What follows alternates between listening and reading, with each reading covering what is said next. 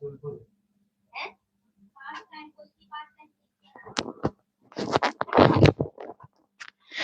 Friends, नमस्कार। Welcome to my channel. बहुत बहुत स्वागत है आप लोगों का हमारे चैनल एजुकेशनल एकेडमी पे। तो चलिए स्टार्ट करते हैं आज का सेशन। तो सेशन स्टार्ट करने से पहले छोटी सी रिक्वेस्ट है कि सेशन को शेयर कर दीजिए और जो लोग चैनल पे नए हैं उनको चैनल को सब्सक्राइब कीजिए, ठीक है। तो चलिए स्टार्ट करते हैं आज का सेशन। कल के जैसा आज भी हम लोग 125 क्वेश्चन की प्रैक्टिस करेंगे, ठीक है। और टेलीग्राम चैनल पे हमने पीडीएफ डाला है, ठीक है, तो वहां से आप लोग पीडीएफ डाउनलोड कर सकते हैं। तो यहाँ पर देखिए आज हमारा पहला क्वेश्चन है। तो सबको गुड इवनिंग, सबको नमस्कार। तो चलिए स्टार्ट करते हैं। तो आज का पहला क्वेश्चन है कि हिंदी साहित्य का संक्षिप्त इतिहास के लेखक कौन है? विश्वनाथ तिवारी हैं, विश्वनाथ प्रसाद मिश्र हैं, विश्वनाथ त्रिपाठी हैं या फिर सुमन राजे हैं। तो हिंदी साहित्य का संक्षिप्त इतिहास पूछ रहा है, ठीक है। तो संक्षिप्त इतिहास लिखने वाले कौन है? विश्वनाथ त्रिपाठी हैं, ठीक है। इसके पहले मैंने पढ़ाया है कि वैज्ञानिक इतिहास किसने लिखा है, जरा ऑफलाइन कमेंट में बताना वैज्ञानिक इतिहास किसने लिखा है। निश्चय कि रीतिकाल को काव्य कला विकास, क्या बोला है कि रीतिकाल को काव्य कला विलास किसने कहा है? सत्यकाम वर्मा ने, राहुल शंकरत्याय ने, रमाशंकर शुक्ल ने या फिर रामखिलावन पांडे ने। तो ये बात किसने कही है? ये कहने वाले हैं कौन? सत्यकाम वर्मा। किसने कहा है? सत्यकाम वर्मा ने कहा है। किसको? रीतिकाल को काव्य कला। किसने कहा है? सत्यकाम वर्मा ने कहा है रीतिकाल को काव्य कला विलास। नेक्स्ट क्वेश्चन देख लेते हैं। निश्चय भक्ति काल को लोक जागरण काल कहा है। भक्ति काल को लोक जागरण काल कहने वाले कौन है? हजारी प्रसाद द्विवेदी हैं, राम कुमार वर्मा है या फिर रामविलास शर्मा है या फिर महावीर प्रसाद द्विवेदी हैं। यहाँ पर इसका राइट आंसर क्या हो जाएगा? तो यहाँ पर इसका राइट आंसर हो जाएगा हमारा ऑप्शन नंबर सी हो जाएगा। रामविलास शर्मा ने कहा है भक्ति काल को लोक जागरण काल। नेक्स्ट क्वेश्चन देख लेते हैं।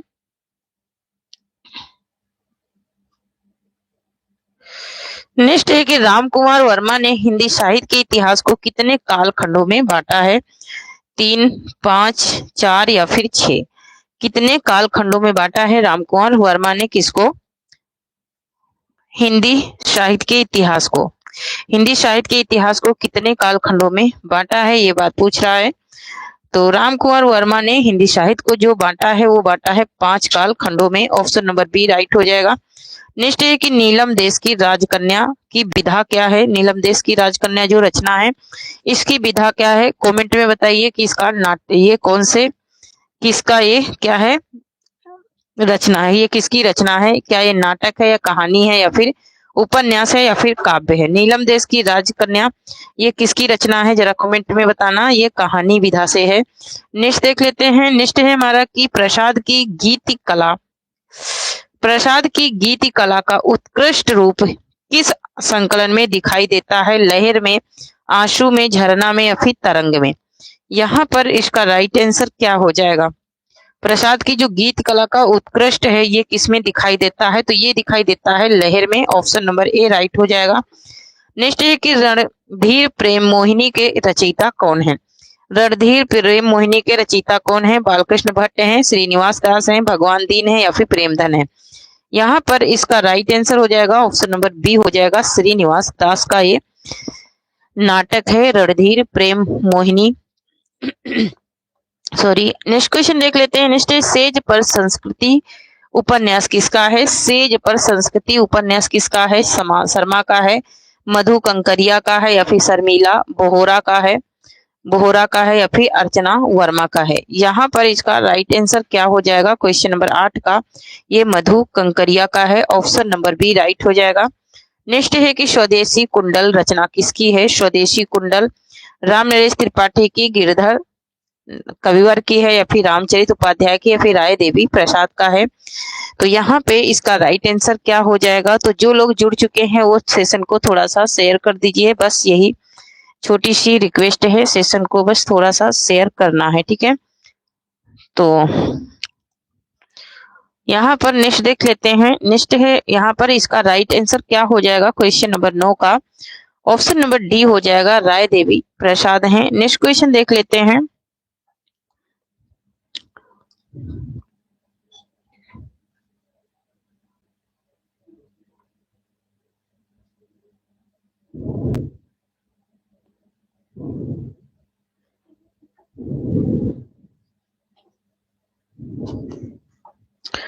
तो यहाँ पर नेक्स्ट क्वेश्चन देख लेते हैं। नेक्स्ट है कि मजदूर से मिनिस्टर, क्या पूछ रहा है? मजदूर से मिनिस्टर। मजदूर से मिनिस्टर आत्मकथा जो है ये किसकी है? मजदूर से मिनिस्टर, मजदूर से मिनिस्टर आत्मकथा किसकी है, ये बात यहाँ पर पूछ रहा है। ठीक है, तो मजदूर से मिनिस्टर आत्मकथा जो है ये किसकी है, ये बात यहाँ पर पूछ रहा है। तो क्या यह हबीब तनवीर की है या फिर बिद अली की है, फिर असगर यहाँ पर बजावत होगा, लाहत नहीं होगा, बजावत। ठीक है, अजगर बजावत की या फिर इनमें से कोई नहीं। यहाँ पर इसका राइट आंसर क्या हो जाएगा, जल्दी से बताएं। इसका राइट आंसर यहाँ पर क्या हो जाएगा?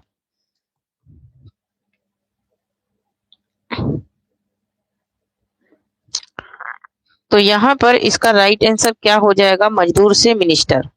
क्या पूछ रहा है? मजदूर से मिनिस्टर ये किसकी आत्मकथा है? ठीक है, मजदूर से मिनिस्टर। तो जल्दी से बताएं ये किसकी आत्मकथा है? मजदूर से मिनिस्टर।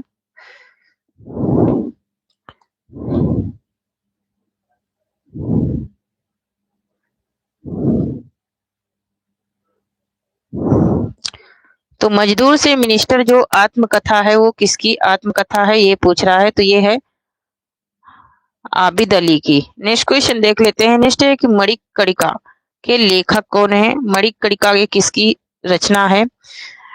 धर्मवीर भारती की, तुलसी राम की, जयप्रकाश की या फिर सूरजपाल चौहान की। यहाँ पर इसका राइट आंसर क्या हो जाएगा? तो यहाँ पर इसका राइट आंसर जो है वो हो जाएगा ऑप्शन नंबर बी, ये तुलसी राम की है। ठीक है, ये तुलसी राम की क्या है? रचना है। नेक्स्ट देख लेते हैं।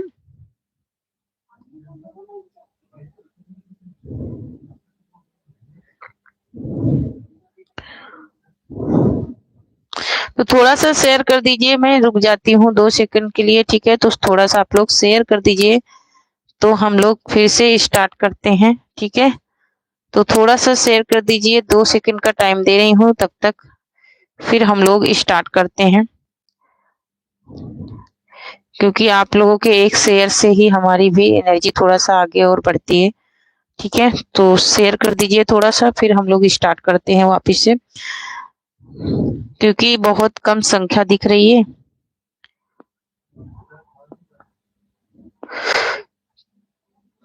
तो यहाँ पर देखिए, तो नेक्स्ट क्वेश्चन देख लेते हैं। नेक्स्ट है कि विश्व हिंदी दिवस मनाया जाता है, विश्व हिंदी दिवस कब मनाया जाता है, ये बात पूछ रहा है। 14 सितंबर को, 10 जनवरी को, 10 फरवरी को या फिर 14 नवंबर को। विश्व हिंदी दिवस की बात हो रही है कि विश्व हिंदी दिवस कब मनाया जाता है। ठीक है, तो विश्व हिंदी दिवस अगर पूछेगा तो क्या बोलोगे? 10 जनवरी को। विश्व हिंदी दिवस पूछेगा तो 10 जनवरी, है ना। नेक्स्ट क्वेश्चन है कि सुखदेव मिश्र की रचना है, सुखदेव मिश्र की रचना कौन सी है, ये बात पूछ रहा है। सुखदेव मिश्र की रचना कौन सी है? सुखदेव मिश्र की रचना कौन सी है, ये बात पूछ रहा है। तो यहाँ पर देखिए, क्या रत्नाकर है या फिर फूल मंजरी है या फिर श्रृंगार लता है या फिर रस मंजरी है। ठीक है, तो यहाँ पर देखिए ऑप्शन नंबर सी राइट हो जाएगा, श्रृंगार लता है इनकी रचना सुखदेव की। नेक्स्ट क्वेश्चन है, लेखक की जमीन के रचनाकार कौन है? लेखक की जमीन के रचनाकार कौन है? गोविंद मिश्र हैं, डॉक्टर विनय है या फिर रामदरस मिश्र हैं या फिर बालकृष्ण भट्ट हैं। तो यहाँ पर इसका राइट आंसर क्या हो जाएगा? क्वेश्चन नंबर 14 का ऑप्शन नंबर ए राइट हो जाएगा। ये किसका है? गोविंद मिश्र का है। नेक्स्ट क्वेश्चन देख लेते हैं। नेक्स्ट है, वह चितवन और कछु जिमि हो तो सुजान। क्या कह रहा है कि वह चितवन और कुछ कछु जिमि बस हो तो सुजान पंक्ति किसकी है? घनानंद की है, देव की है, मतीराम की है या फिर बिहारी की है। यहाँ पे इसका राइट आंसर क्या हो जाएगा? क्वेश्चन नंबर 15 का ऑप्शन नंबर डी राइट हो जाएगा, ये बिहारी की पंक्ति है। नेक्स्ट क्वेश्चन है कि नसीहतनामा किस भाषा में लिखा है? नसीहतनामा किस भाषा में लिखा है? और ये आप लोगों को ऑफलाइन कमेंट में बताना है कि किसकी रचना है। खड़ी बोली में लिखा है या ब्रज में या फिर अवधि में या फिर सभी में, है ना। तो इसके पहले जो मैं प्रैक्टिस कराई उसमें नसीहतनामा किसकी रचना है वो मैंने बताया है, तो आप लोगों को कमेंट में बताना है। कि आप लोगों का रिवीजन हो रहा है या नहीं। तो ये किस में लिखा गया है? नसीहतनामा ये लिखा गया है खड़ी बोली में। ऑप्शन नंबर यहाँ पर ए राइट हो जाएगा।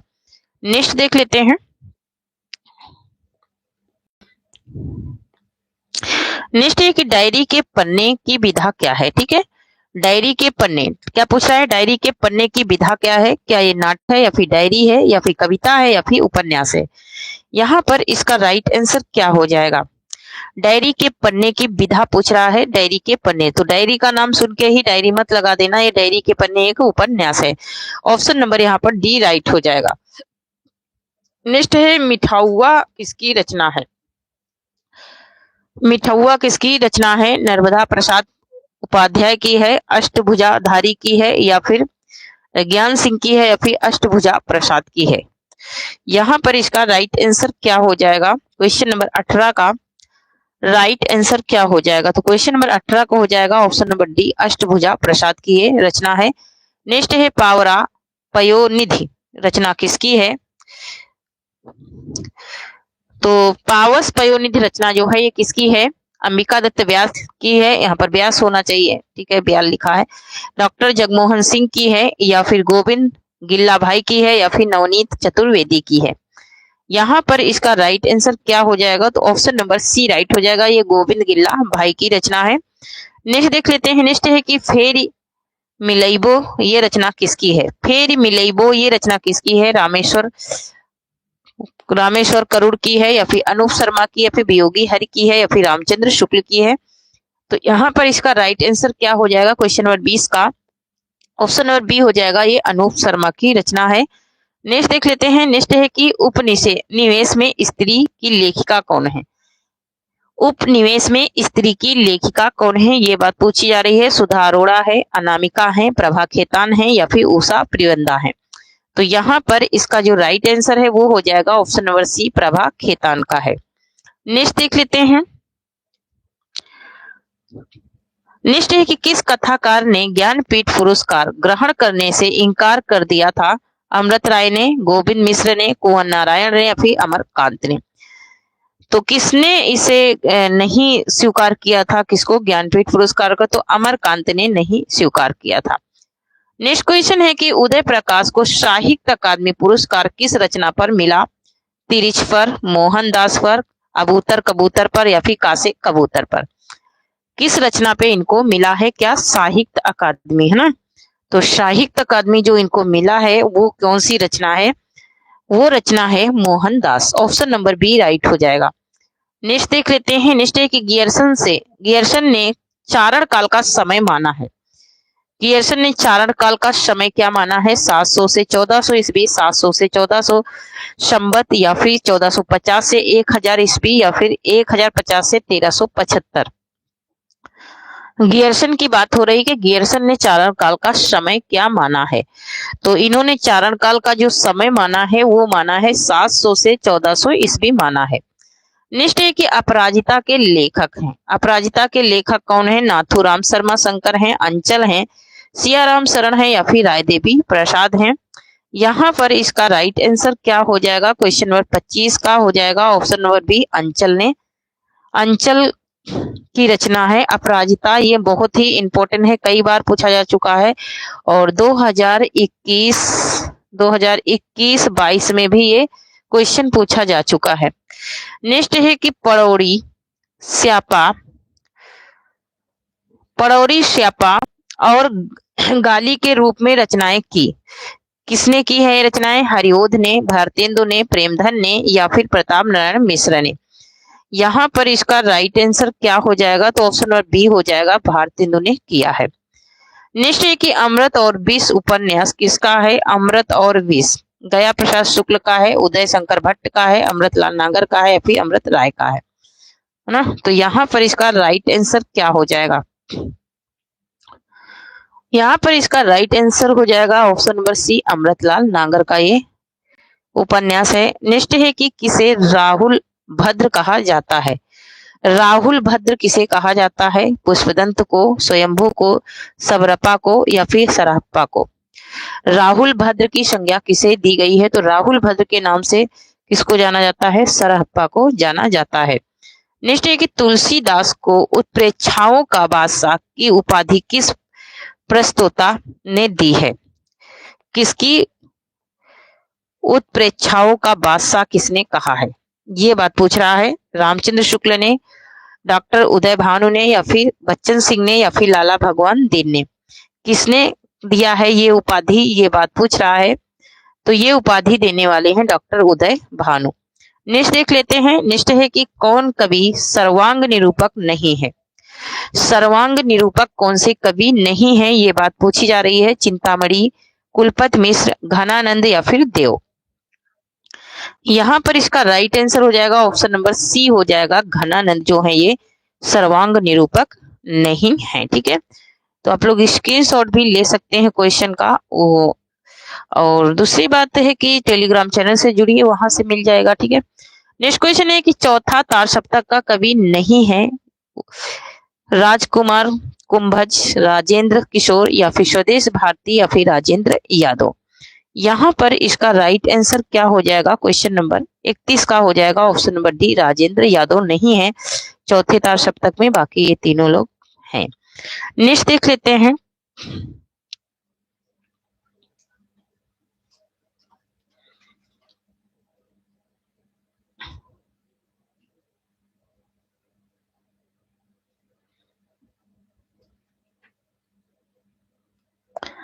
नेक्स्ट क्वेश्चन है कि आत्म निवेदन निबंध के निबंधकार कौन है? आत्म निवेदन के महावीर प्रसाद द्विवेदी हैं, बालकृष्ण भट्ट हैं, रामचंद्र शुक्ल हैं, या फिर हजारी प्रसाद द्विवेदी हैं? तो यहाँ पर इसका राइट आंसर क्या हो जाएगा? क्वेश्चन नंबर 32 का।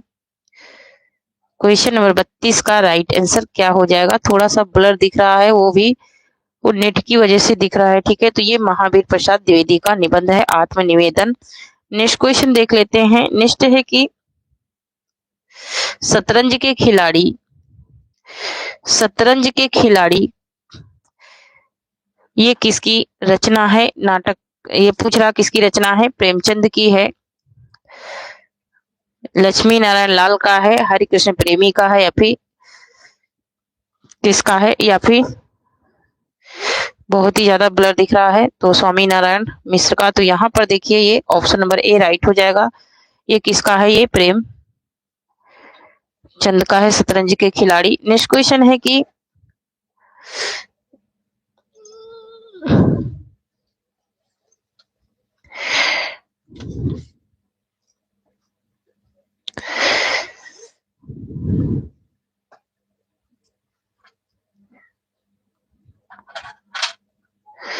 बहुत ही ज्यादा ब्लर दिख रहा है।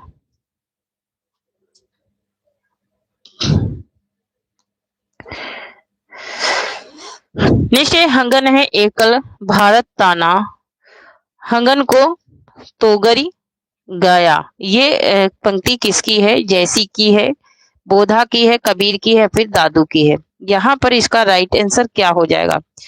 तो क्वेश्चन नंबर 34 का राइट आंसर हो जाएगा ऑप्शन नंबर सी, ये कबीर की पंक्तियां हैं। नेक्स्ट है कि भारत मित्र प्रकाशित होता था काशी से, कलकत्ता से, कानपुर से, या फिर लाहौर से? कहाँ से भारत मित्र जो है ये प्रकाशित होता था, ये बात पूछ रहा है। तो या ये प्रकाशित होता था कहाँ से? कलकत्ता से। ऑप्शन नंबर बी राइट हो जाएगा।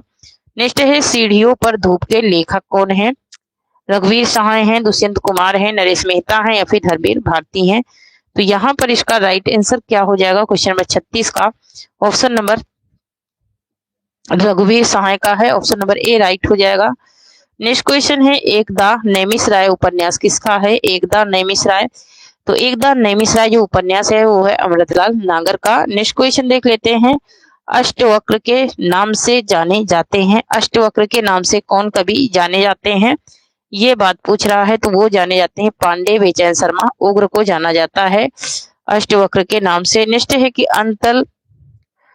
अंतस्थल किसकी रचना है? अंतस्थल जो है वो किसकी रचना है, ये बात पूछ रहा है। ठीक है, तो थोड़ा सा ये नेट जो है ये थोड़ा सा मिस्टेक कर रहा है, इसलिए ऐसा दिख रहा है। ठीक है, तो थोड़ा सा सही हुआ है। ठीक है, अब थोड़ा सा सही हो गया है। तो यहाँ पर देखिए चतुर्सेन ये शास्त्री का है, किसका है? चतुर्सेन शास्त्री का है।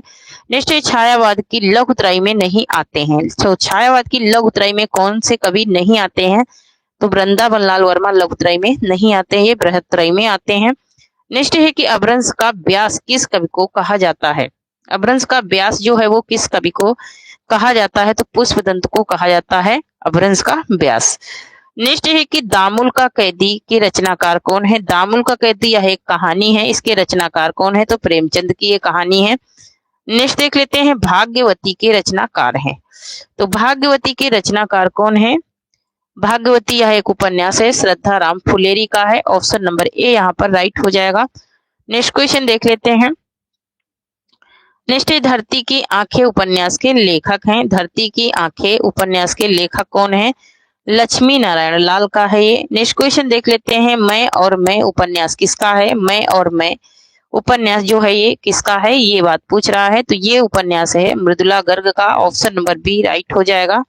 नेक्स्ट है कि संत सिंघा का जन्म कहाँ हुआ। संत सिंघा का जन्म जो है ये कहाँ हुआ था, ये बात पूछ रहा है, तो इनका जन्म हुआ था खजूर गांव में। ऑप्शन नंबर सी राइट हो जाएगा, उत्तर प्रदेश के खजूर गांव में हुआ था। नेक्स्ट है प्रथम दलित काव्य लिखा गया। तो प्रथम दलित काव्य किसके द्वारा लिखा गया, ये बात पूछ रहा है। प्रथम दलित काव्य लिखने वाले कौन है, तो हीरा डोम है। ऑप्शन नंबर सी राइट हो जाएगा। नेक्स्ट देख लेते हैं।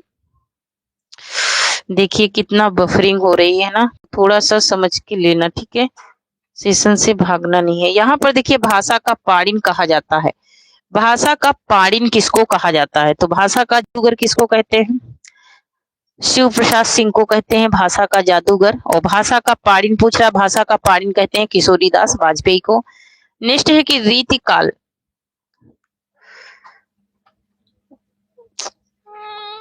तो बिल्कुल ही नहीं दिख रहा, हमें ही नहीं दिख रहा, तो आप लोगों को क्या दिखता होगा। चलिए ये जो क्वेश्चन नहीं, बहुत ज्यादा बफरिंग हो रहा है ना, तो छोड़ते हैं इनको।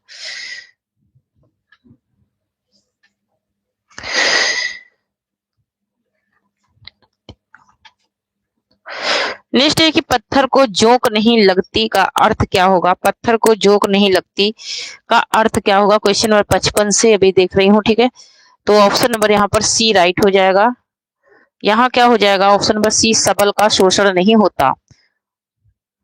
सबल का शोषण नहीं होता, ये भी हो जाएगा। और यहाँ पर देखिए दो बीच व्यक्तियों के टकराव नहीं होता, ये भी हो जाएगा। और हाथी पर कोई प्रभाव नहीं पड़ता, ये तीनों ही अर्थ इसमें आ जाएंगे, तो उपयुक्त सभी हो जाएगा। क्या हो जाएगा, उपयुक्त सभी, ये सही हो जाएगा, ठीक है। नेक्स्ट क्वेश्चन देख लेते हैं। नेक्स्ट है यहाँ वहां कुछ बालक देखा गति भ्रम हो कि अग्नि विशेखा में कौन सा रस है। इसमें कौन सा रस है, भक्ति रस है, अद्भुत रस है, वात्सल रस है, या फिर शांत रस है।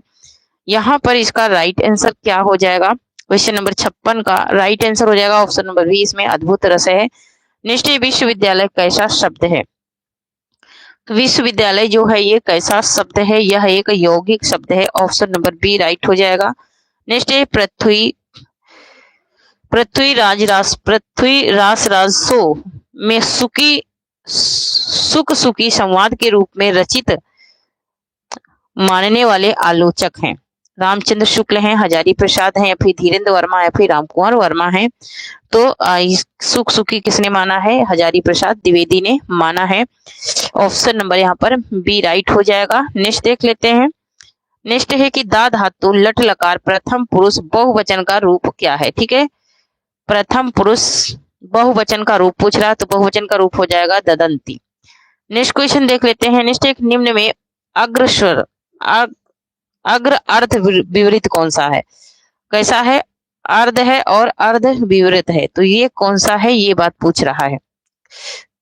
तो अर्ध विवरित कौन सा है, ये बात पूछ रहा है। तो यहाँ पर देखिए ए जो है सॉरी यहाँ पर बी जो ए है ना, ये क्या है, अर्ध विवरित भी है और अग्रस्वर भी है। नेक्स्ट क्वेश्चन है कि उच्चारण स्थान के आधार पर हिंदी व्यंजनों को कितने वर्गों में रखा गया है। तो हिंदी व्यंजनों को जो रखा गया है वो रखा गया है 5 वर्गों में। 5 वर्गों मतलब कि मैंने उस दिन बताया था कि एक होता है का वर्ग होता है, एक होता है चा, एक होता है टा, एक होता है ता, एक होता है पा, है ना। तो ये 5 वर्गों में रखा गया है और ये 5 वर्ग का से माँ तक होते हैं और ये स्पर्श व्यंजन भी कहलाते हैं। नेक्स्ट देख लेते हैं। नेक्स्ट है निम्न में से बहुवचन नहीं है। बहुवचन कौन सा नहीं है, ये बात पूछ रहा है। तो यहाँ पर जो जनता है, जनता तो है बहुवचन, बहुवचन नहीं पूछ रहा, ठीक है। साम लोंगे, यहाँ पर लौंग नहीं होगा, ठीक है। नेक्स्ट क्वेश्चन देख लेते हैं। देखिए अभी क्लियर आया है, ठीक है, अभी थोड़ा सा क्लियर हुआ है। तो नेक्स्ट क्वेश्चन देख लेते हैं। नेक्स्ट क्वेश्चन है कि अनभिज्ञ का विलोम होगा। अनभिज्ञ का विलोम क्या हो जाएगा, तो भिज्ञ हो जाएगा। ऑप्शन नंबर सी राइट हो जाएगा। ऑप्शन नंबर सी भिज्ञ हो जाएगा। नेक्स्ट क्वेश्चन देख लेते हैं। नेक्स्ट है कि केसा केस में समास कौन सा है, ठीक है। केसा केस में कौन सा समास है, केसा केसी, तो केसा केस में बहुब्रीहि समास है। Option number B D right हो जाएगा। नेक्स्ट है कि किस वाक्य में उचित विराम चिन्ह लगा है, मतलब कि सही विराम चिन्ह किसमें लगा है, ये बात पूछ रहा है। तो सही विराम चिन्ह जो लगा है वो लगा है किसमें, एम ए बी एड में। किसमें लगा है, एम ए बी एड में सही विराम चिन्ह लगा है। नेक्स्ट क्वेश्चन है जो पहले ना हुआ हो के लिए प्रयुक्त एक शब्द है। जो पहले कभी ना हुआ हो उसके लिए पूछ रहा है, तो उसके लिए एक शब्द हो जाएगा अपूर्व। क्या हो जाएगा, अपूर्व हो जाएगा एक शब्द। नेक्स्ट क्वेश्चन देख लेते हैं। नेक्स्ट है हमें सफलता मिलने तक प्रयास, एक सेकेंड, हमें सफलता मिलने तक प्रयास करना चाहिए, इस वाक्य में तर्क कौन सा है ना। अब तर्क में ये कंफ्यूजन मत हो जाना कि तर्क क्या होता है, ठीक है। अब तर्क ये पूछ रहा है इसमें क्या समुच्चय बोधक अव्यय है, या फिर क्रिया विशेषण अव्यय है, या फिर संबोध बोधक अव्यय है, या फिर विस्मयार्थ बोधक अव्यय है। तो यहाँ पर हम लोगों को क्या पकड़ना रहता है, कीवर्ड, है ना। तो कीवर्ड में हम लोग क्या पकड़ेंगे, हमें सफलता मिलने तक क्या करना है, प्रयास करना। क्या करना है, प्रयास। तो प्रयास हमारा क्या हो गया, इस संबंध को स्थापित कर दिया, है ना। तो क्या हो जाएगा यहाँ पर, संबंध बोधक अव्यय हो जाएगा। यहीं से कीवर्ड पकड़ने रहते हैं वाक्य में, ठीक है। नेक्स्ट क्वेश्चन है कि ये जो डॉट डॉट डॉट दिया है ये कौन सा विराम चिन्ह है, ये कौन सा विराम चिन्ह है, ये बात पूछ रहा है यहाँ पर, ठीक है। ये बात पूछ रहा है कि कौन सा ये विराम चिन्ह है। तो ये अर्ध विराम है। कौन सा विराम है, अर्ध विराम चिन्ह है, ठीक है। कौन सा विराम चिन्ह है, अर्ध विराम चिन्ह है। यहाँ पर बराबर से लगा नहीं है, देखो ऐसे लगता है अर्ध विराम, ये इस प्रकार से लगता है अर्ध विराम, ठीक है। लेकिन यहाँ पे तो 3 टिक दे दिया, 3 टिक नहीं होता है, बस इतना ही होता है, ठीक है। नेक्स्ट क्वेश्चन है कि कल मुहा में संधि है। कल मुहा में कौन सी संधि है, ये बात पूछ रहा है। कल मुहा में कौन सी संधि है, तो इसमें स्वर संधि है। नेक्स्ट क्वेश्चन देख लेते हैं। नेक्स्ट है कि चांद पर थूकना मुहावरे का आशय है। चांद पर थूकना मुहावरे का आशय क्या है, मतलब इसका मतलब क्या है। तो चांद पर थूकना क्या हो जाएगा, सम्मानीय का, सम्माननीय आदर अनादर करना। सम्माननीय अनादर करना मतलब किसी का अनादर कर देना, मतलब उसका सम्मान ना करना। नेक्स्ट है भक्ति के आद्र आचार माने जाते हैं। भक्ति के आद्य आचार कौन माने जाते हैं, तो आद्य आचार है रामानंद। नेक्स्ट क्वेश्चन देख लेते हैं। निम्न में शुद्ध वर्तनी है। शुद्ध वर्तनी यहाँ पर कौन सी है, ठीक है। तो बुड्ढा बुड्ढा बुड्ढा लिखा है, तो बुड्ढा बुड्ढा बुड्ढा कौन सा बुड्ढा सही है, तो यहाँ पर ऑप्शन नंबर सी वाला बुड्ढा सही है। नेक्स्ट क्वेश्चन है सागर क्षेत्र में बोली जाती है। सागर क्षेत्र में बोली जाती है, कौन सी बोली जाती है सागर के क्षेत्र में, ये बात पूछ रहा है। तो वो बोली जाती है Bundeli. Option number C right हो जाएगा। नेक्स्ट देख लेते हैं। नेक्स्ट है कि विचित्र विधावादी आचार कहा गया है। विचित्र विधावादी आचार किसको कहा गया है, ये बात पूछा रहा है। क्वेश्चन नंबर 74 में राजशेखर को कहा गया है विचित्र विधावादी आचार। नेक्स्ट क्वेश्चन है शब्दार्थो सहितो काव्यम, काव्य लक्षण किस आचार का है, तो शब्दार्थो सहितो ये किसका है, ये भामा का है। ऑप्शन नंबर ए यहाँ पर राइट हो जाएगा। नेक्स्ट क्वेश्चन देख लेते हैं। नेक्स्ट संस्कृत में छल नामक नए संचारी भाव का उल्लेख किसने किया है ना। छल जो है ये संचारी भाव है और इसका सर्वप्रथम उल्लेख किसने किया है, ये बात पूछ रहा है। तो ये किया है भानुदत्त ने। ऑप्शन नंबर यहाँ पर डी राइट हो जाएगा। नेक्स्ट देख लेते हैं। नेक्स्ट भरत मुनि ने अपने नाट्य शास्त्र में भावों की संख्या बतलाई है। तो भावों की संख्या इन्होंने नाट्य शास्त्र में कितनी बतलाई है, ये पूछ रहा है। तो इन्होंने 49 बतलाई है। कितनी, 49 संख्या इन्होंने बतलाई है। नेक्स्ट क्वेश्चन देख लेते हैं।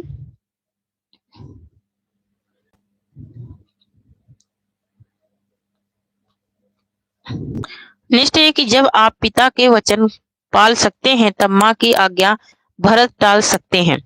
मैं कौन सा, इसमें कौर नहीं होगा, कौन होगा, कौन सा अलंकार है, यहाँ पर कितना मिस्टेक है प्रिंटिंग, तो कौन होगा यहाँ पर, कौन सा अलंकार है, उपमा है, यमक है, वक्रोति है या फिर दृष्टांत है। यहाँ पर इसका राइट आंसर क्या हो जाएगा, तो क्वेश्चन नंबर 78 में हो जाएगा वक्रोति अलंकार हो जाएगा, ऑप्शन नंबर सी राइट हो जाएगा। नेक्स्ट है अरबी भाषा का शब्द है, अरबी भाषा का शब्द कौन सा है, ये बात पूछ रहा है, तो यहाँ पर जो दवा है ये अरबी भाषा का शब्द है। नेक्स्ट क्वेश्चन है पाठक या श्रोता को रस की अनुभूति होती है, पाठक और श्रोता को रस की अनुभूति किस प्रकार होती है, तो आश्रय के द्वारा होती है। नेक्स्ट क्वेश्चन देख लेते हैं। नेक्स्ट है कि अग्र या स्वर, यहाँ पर होगा अग्र, अग्र या स्वर मैत्री का दूसरा नाम क्या है, गण है, यति है, लय है या फिर तुक है।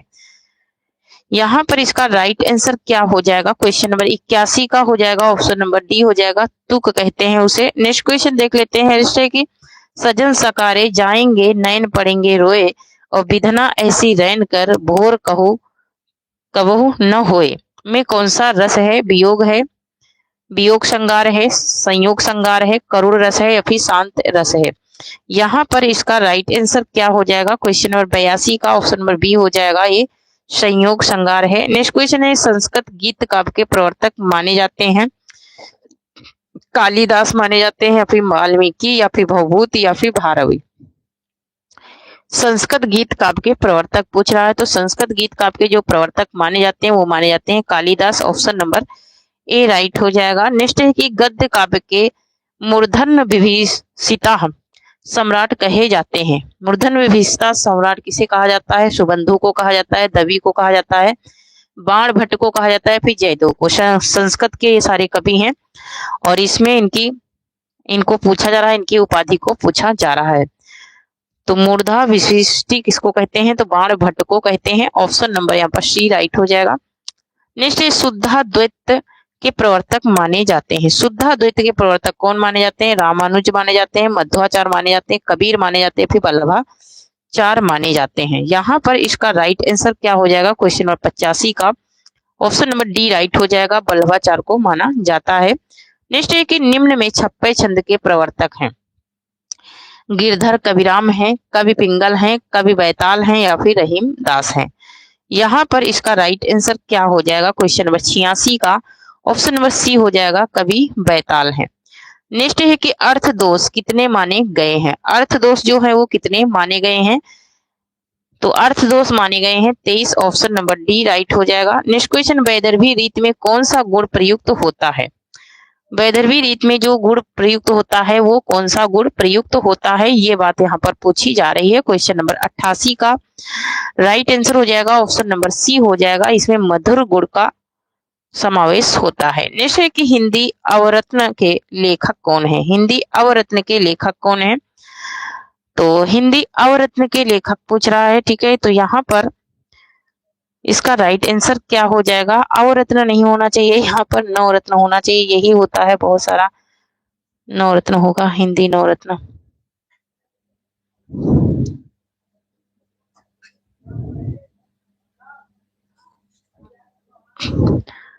यहाँ पर हो जाएगा हिंदी नवरत्न, हिंदी नवरत्न के कौन है, तो हिंदी नवरत्न के हो जाएंगे क्या, एक सेकेंड, हिंदी नवरत्न के हो जाएंगे मिश्र बंधु, ऑप्शन नंबर सी राइट हो जाएगा। नेक्स्ट है कि फोर्ट विलियम कॉलेज की स्थापना हुई, तो फोर्ट विलियम कॉलेज की स्थापना हुई 1800 ईस्वी में। नेक्स्ट है कि नासिरा शर्मा को किस रचना पर सन 2016 में साहित्य अकादमी पुरस्कार मिला, किस रचना पर इनको साहित्य अकादमी पुरस्कार दिया गया, तो पारिजात पर इनको दिया गया। नेक्स्ट है हिंदी साहित्य के इतिहास का प्रस्थान बिंदु है, हिंदी साहित्य के इतिहास का प्रस्थान बिंदु कौन सा है, तो शिव सिंह सरोज है, शिव सिंह सरोज है, ऑप्शन नंबर बी राइट हो जाएगा। नेक्स्ट क्वेश्चन देख लेते हैं। नेक्स्ट है विश्वप्रिया रचना किसकी है, विश्वप्रिया ये जो रचना है ये किसकी है, तो ये आगे की रचना है। नेक्स्ट क्वेश्चन देख लेते हैं। नेक्स्ट है छायावाद का शलाका पुरुष किसे कहा जाता है। छायावाद का शलाका पुरुष जो है वो किसे कहा जाता है, ये बात पूछी जा रही है। छायावाद का शलाका पुरुष, तो छायावाद का शलाका पुरुष कहा जाता है निराला को। ऑप्शन नंबर ए राइट हो जाएगा। नेक्स्ट है कि द्वितीय भारतेंदु किसे कहा जाता है। द्वितीय भारतेंदु के नाम से किसे जाना जाता है, तो द्वितीय भारतेंदु के नाम से प्रताप नारायण मिश्र को जाना जाता है। नेक्स्ट क्वेश्चन देख लेते हैं। नेक्स्ट है कि कौन सा कवि सवैयों की रचना में सिद्धहस्त था। कौन सा कवि तो थे जो सवैया की रचना में सिद्धहस्त थे, वो थे सुंदर दास। नेक्स्ट क्वेश्चन देख लेते हैं। नेक्स्ट है कि पद्मावत में कितनी अर्धांगलियों के बाद दोहे का क्रम आता है। पद्मावत में कितनी अर्धांगलियों के बाद दोहे का क्रम आता है, ये बात पूछ रहा है। तो वो 7 अर्धांगलियों के बाद दोहे का क्रम आता है। नेक्स्ट है कि अक्षर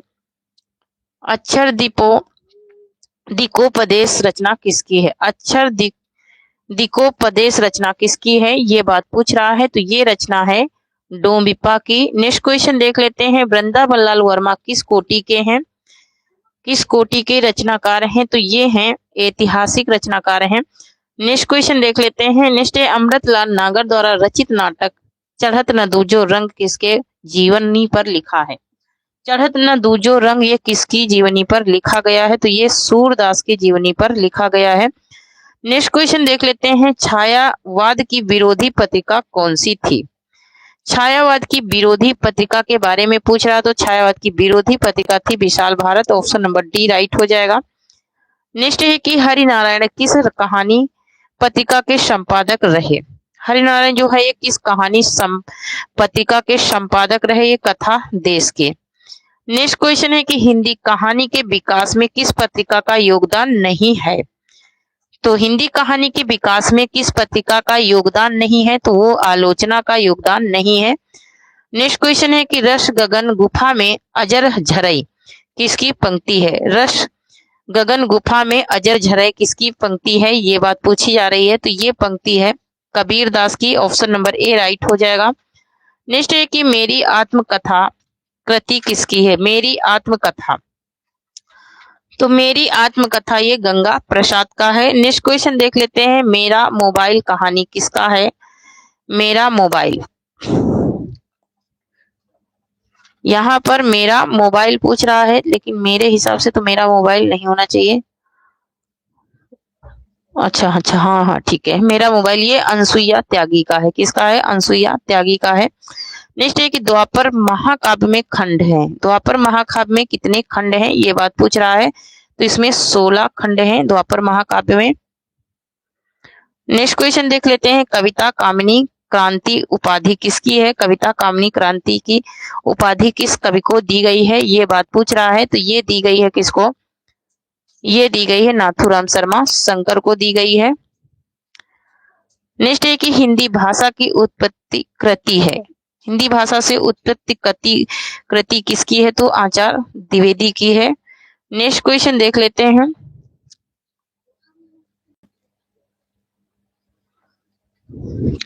नेक्स्ट है कि निम्न में से कौन सा रेखा चित्र संस्मरण अलग है।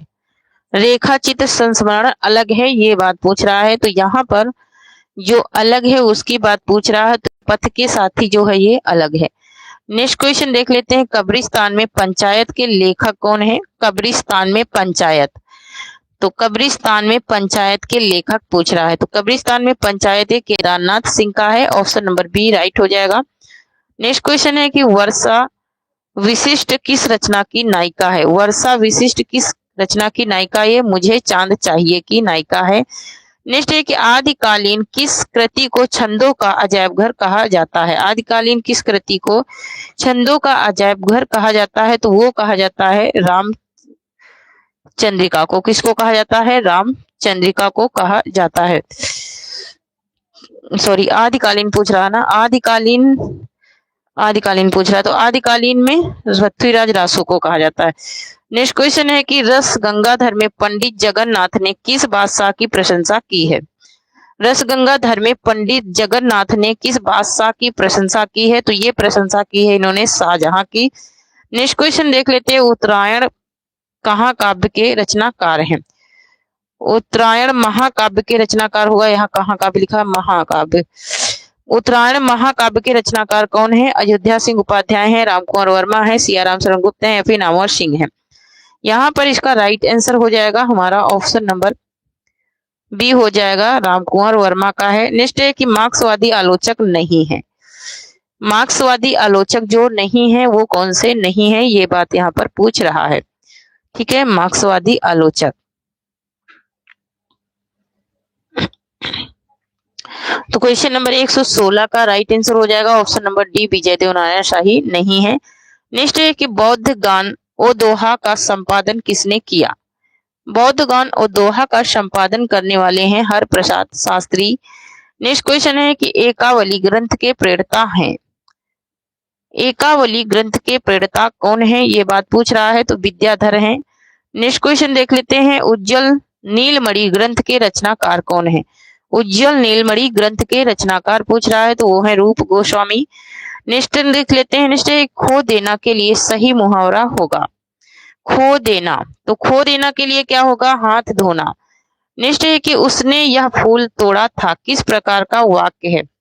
उसने यह फूल तोड़ा था, ये किस प्रकार का वाक्य है? ये विधिक वाक्य है, विधिवाचक वाक्य है। नेक्स्ट क्वेश्चन है कि शुद्ध वर्तनी वाला शब्द है। शुद्ध वर्तनी वाला शब्द कौन सा है, ये बात पूछ रहा है कि शुद्ध वर्तनी में कौन सा शब्द लिखा है, तो यहाँ पर इच्छा दुम जो है ये शुद्ध वर्तनी में नहीं, सॉरी 122 में ना, इच्छा दुम, ऑप्शन नंबर यहाँ पर डी राइट होगा। नेक्स्ट क्वेश्चन देख लेते हैं, नेक्स्ट है कि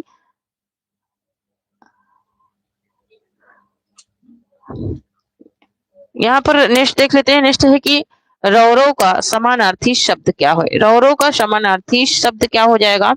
तो रौरव का समानार्थी शब्द हो जाएगा नरक। नेक्स्ट क्वेश्चन देख लेते हैं, नेक्स्ट है कि बाण का पर्यायवाची शब्द है। बाण का पर्यायवाची शब्द कौन सा है, ये बात पूछ रहा है, बाण का पर्यायवाची शब्द। तो बाण का पर्यायवाची शब्द क्या हो जाएगा? ऑप्शन नंबर यहाँ पर बी राइट हो जाएगा, अशुभ हो जाएगा बाण का पर्यायवाची शब्द। नेक्स्ट क्वेश्चन है हमारा आज का लास्ट है कि इक प्रत्यय लगाने से नहीं बनेगा। तो इक प्रत्यय लगाने से कौन सा शब्द नहीं बनेगा? अनिक नहीं बनेगा, क्योंकि आधन निक होगा इसमें, तो इक प्रत्यय यहाँ पर नहीं लगेगा। सामाजिक में इक लगेगा, दैविक में इक लगेगा, भौमिक में इक लगेगा, लेकिन नई आनिक में इक नहीं लगेगा। तो थैंक यू फ्रेंड्स, आज के लिए इतना ही। तब तक के लिए जय हिंद, जय भारत। जो क्वेश्चन छूट गए हैं उसके लिए सो सॉरी, क्योंकि वो दिख ही नहीं रहे, तो आप लोगों को मैं पढ़ा के मतलब भी कुछ नहीं निकलेगा। इतना ज्यादा बफरिंग हो रहा था ना, तो कभी कभी नेटवर्क भी इतना बफरिंग करता है कि काम नहीं हो पाता है। ठीक है, तो चलिए कल मिलती हूँ फिर एक नई प्रैक्टिस के साथ में। तब तक के लिए थैंक यू, जय हिंद, जय भारत।